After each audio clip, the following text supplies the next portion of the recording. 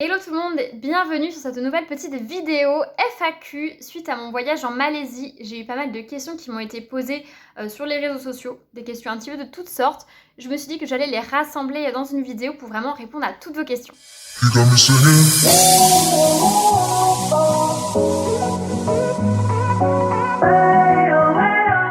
Parce que du coup, oui, je précise peut-être pour celles et ceux qui ne savent pas, je reviens d'un voyage de 3 semaines en Asie, où je suis passée notamment par la Thaïlande et par Singapour, mais l'objectif du voyage, c'était quand même la Malaisie. J'ai passé 2 semaines là-bas, dans la partie continentale de la Malaisie. Première question qui est revenue, c'est quelle est la bonne période pour partir en Malaisie ? Donc déjà, il faut savoir que la Malaisie a un climat très différent de la France, vous vous en doutez. C'est un climat équatorial, donc déjà de base, il fait chaud et humide toute l'année. Voilà, déjà on pose un peu les bases. Mais il y a des périodes qui sont effectivement pires que d'autres, notamment pendant la saison des pluies. J'ai mes petites notes parce que je ne me souviens absolument pas, je triche un peu. Du coup, la saison des pluies, ouais, c'est d'octobre à janvier, donc ça vraiment éviter, parce que c'est des pluies tropicales, hein. Enfin, c'est vraiment, quand il pleut là-bas, c'est un bon déluge, donc évitez vraiment la saison des pluies. En revanche, à partir de fin mai, voilà, quand c'est l'été chez nous, c'est une bonne période pour partir en Malaisie. D'ailleurs, moi, pour ma part, j'y étais fin mai, début juin.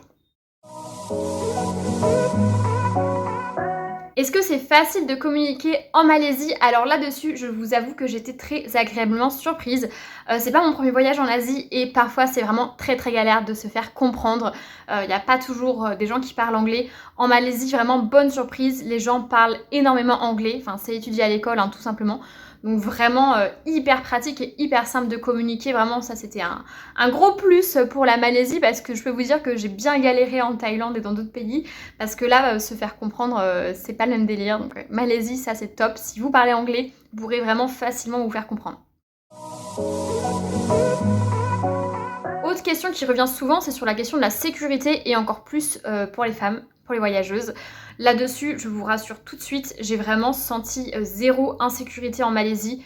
J'ai senti zéro agressivité, vraiment c'était top, c'était très agréable de voyager dans ces conditions-là. C'est vrai que la Malaisie c'est un pays qui est avant tout musulman, même s'il y a plein de religions qui sont là-bas. Donc on peut un petit peu se poser la question de savoir comment les femmes sont perçues et sont considérées. Moi vraiment là-dessus, je les ai trouvés hyper respectueux, hyper gentils.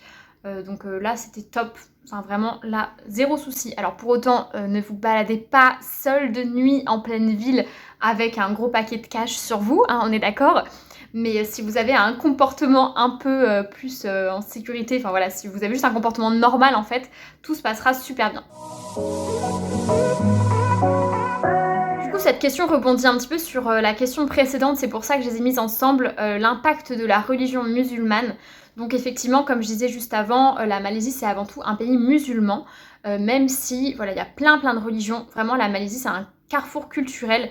Donc il y a des Indiens, donc il y a la religion hindouiste, t'as plein de Chinois, donc t'as du taoïsme, du confucianisme, il y a quelques églises, il y a vraiment plein de religions. Donc ça c'est super appréciable parce qu'ils sont très ouverts d'esprit et ils sont pas du tout à chercher à imposer leur vision des choses, ils acceptent complètement, donc ça c'est hyper agréable. Après, au quotidien, en tant que femme, moi, j'ai fait attention à comment j'étais habillée. Je veillais notamment à avoir les cuisses couvertes, donc au moins jusqu'aux genoux. Parfois, je pouvais mettre des robes un petit peu plus longues, surtout quand je visitais les temples. Généralement, j'avais des t-shirts qui m'arrivaient genre là. Voilà, j'évitais d'avoir des débardeurs, mais ça a pu m'arriver d'en mettre et franchement, ça m'a posé aucun souci. J'ai vu des touristes qui étaient en short, pareil, ça a posé aucun souci. Moi, après, je sais que j'aime bien m'adapter un peu à la culture locale et si les femmes sont plus couvertes, je vais naturellement plus me couvrir aussi. Mais au-delà de ça, vraiment, j'ai pas du tout ressenti... Si, bah, il va y avoir la nourriture qui est pas mal halal, du coup. Mais encore une fois, comme il y a aussi des Chinois, des Indiens, vous avez plein de restos chinois, plein de restos indiens, il y a vraiment tout ce que vous voulez. C'est bien, ça me fait des parfaites transitions parce que du coup j'en profite pour rebondir sur la question par rapport à la nourriture. On m'a demandé si c'était facile de manger en Malaisie. Honnêtement, la bouffe en Malaisie était super bonne, vraiment super bonne. Pourtant, je suis un peu chiante en nourriture, on va pas se mentir. Je mange notamment assez peu de viande, je mange pas de poisson, pas de fruits de mer, donc ça peut être un peu galère parfois. Je sais, chacun ses défauts, hein, on se refait pas. Mais vraiment super facile, très très bonne nourriture. Après vous avez beaucoup de food courts, ça c'est un concept très asiatique. En fait c'est un sorte de grand hall où vous avez plein de stands de nourriture. Vous allez chercher ce que vous voulez dans votre stand et vous vous posez à une table. Et du coup si vous mangez avec plusieurs personnes, chacun peut aller au stand qu'il veut, donc ça c'est vraiment cool. Vous trouvez plein de food courts où vous mangez pour vraiment pas cher, enfin vraiment quelques euros le plat. Et c'est super super bon. D'ailleurs, j'en profite pour vous confier un petit tips, un petit conseil qu'un local m'a donné. Généralement, allez aux endroits où vous voyez plein de monde qui fait la queue. Si c'est des locaux, c'est que c'est un bon endroit. Donc c'est un peu la théorie du mouton, mais apparemment là-bas ça marche. Ok, ensuite, question un peu plus pragmatique. On m'a demandé quel était globalement le budget à prévoir pour un voyage en Malaisie. Donc pareil, j'ai mes petites notes parce que je vais jamais tout me rappeler et j'ai besoin d'avoir ça sous les yeux. Du coup, globalement, pour 2 semaines, 2 personnes en Malaisie, faut compter à peu près un budget de 2400 € en tout. Sachant que bien entendu, ça va dépendre de la période de l'année à laquelle vous partez. Moi, je suis partie fin mai, début juin. Si vous partez hors des vacances scolaires, bien évidemment, ce sera plus intéressant. Donc voilà, 2400 € pour 2 personnes sur 2 semaines. Sachant qu'il y a à peu près la moitié, ça part en billet d'avion, hein, tout simplement. Billet d'avion, c'est à peu près pour un Paris-Kuala Lumpur, qui est la capitale de la Malaisie, faut compter à peu près 600 € par personne. Ensuite, le deuxième poste de dépense le plus élevé, c'est comme souvent l'hébergement. Hein. Globalement, vous pouvez trouver moins cher, vous pouvez trouver plus cher hein, selon vos propres critères, vos propres standings, mais vous pouvez trouver des chambres très correctes dans des hôtels 2 ou 3 étoiles pour 40 € la nuit. Donc voilà, 20 € par personne. Et ensuite, pour manger, encore une fois c'est pareil, hein, si vous allez dans les food courts comme j'expliquais juste avant, ça coûte vraiment quelques euros le repas. Si vous êtes dans des restos un peu plus fancy, ça va coûter plus cher.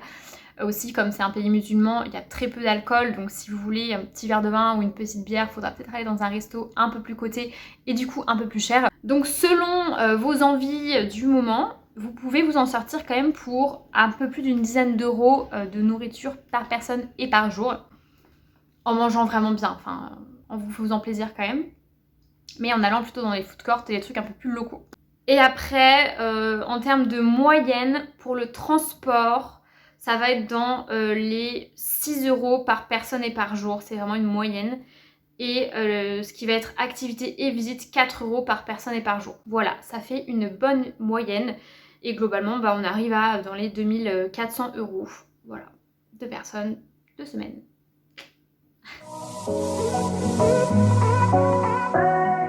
Ok, alors, est-ce que c'est facile de se déplacer en Malaisie? Honnêtement, oui.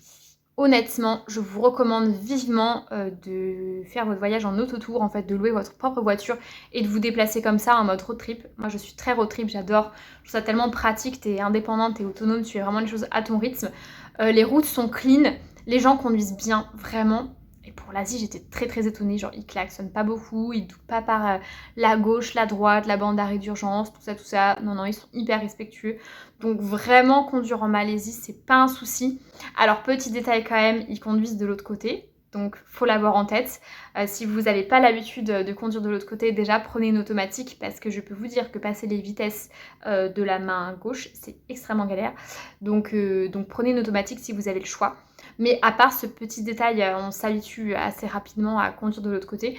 Les routes en elles-mêmes et la conduite des Malais ou des Malaisiens, j'ai toujours pas la réponse de comment ça se dit. Du coup, la conduite locale, vraiment, il n'y a aucun souci. Maintenant vient le moment du verdict sur ce que j'ai le plus aimé et le moins aimé en Malaisie. Donc, je vais commencer par ce que j'ai le plus aimé. Honnêtement, je pense que ce que j'ai le plus aimé, c'est vraiment cette diversité culturelle où c'est un mix de plein de cultures. Enfin, je vous l'ai déjà dit, mais il y a l'Inde, la Chine. Il y a aussi eu du coup des Danois, des Hollandais, je suis pas bien sûre, et des Anglais qui sont venus coloniser. Du coup, il y a aussi pas mal d'héritage culturel de ces pays-là. Donc franchement, ça fait un mix qui est assez incroyable.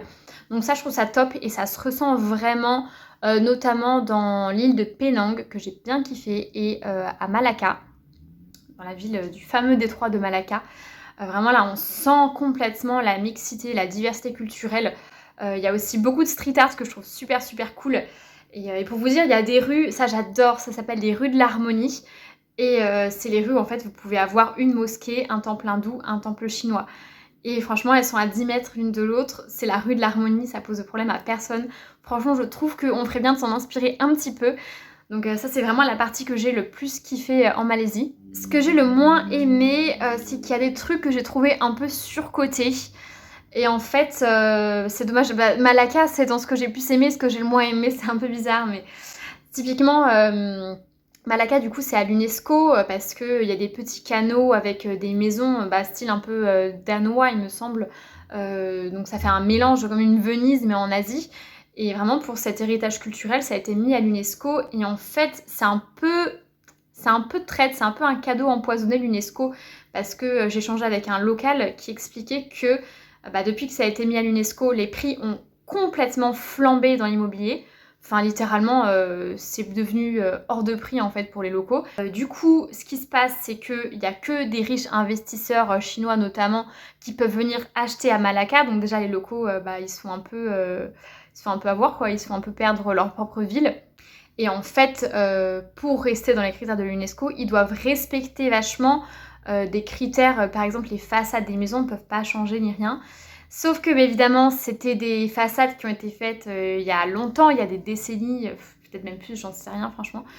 Mais on n'a plus le savoir-faire en fait pour bien refaire dans l'art des choses ces façades. Il n'y a plus cet artisanat, ou s'il y en a encore, ça va être des gens super chers, mais en fait à nouveau trop cher pour les locaux. Donc en fait c'est vraiment sans issue. Parce que du coup, ça devient vétuste. Et c'est trop dommage, parce que c'est des endroits qui devaient avoir tellement de charme. C'est à l'UNESCO, c'est pas pour rien non plus.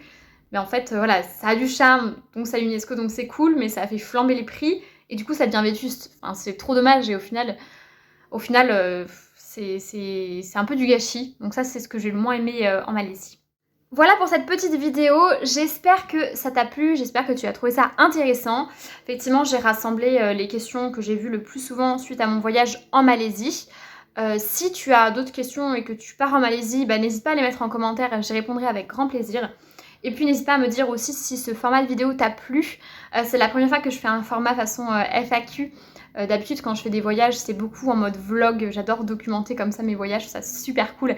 Et je trouve que ça fait des souvenirs trop bien, donc ça c'est sûr que je vais faire des vlogs.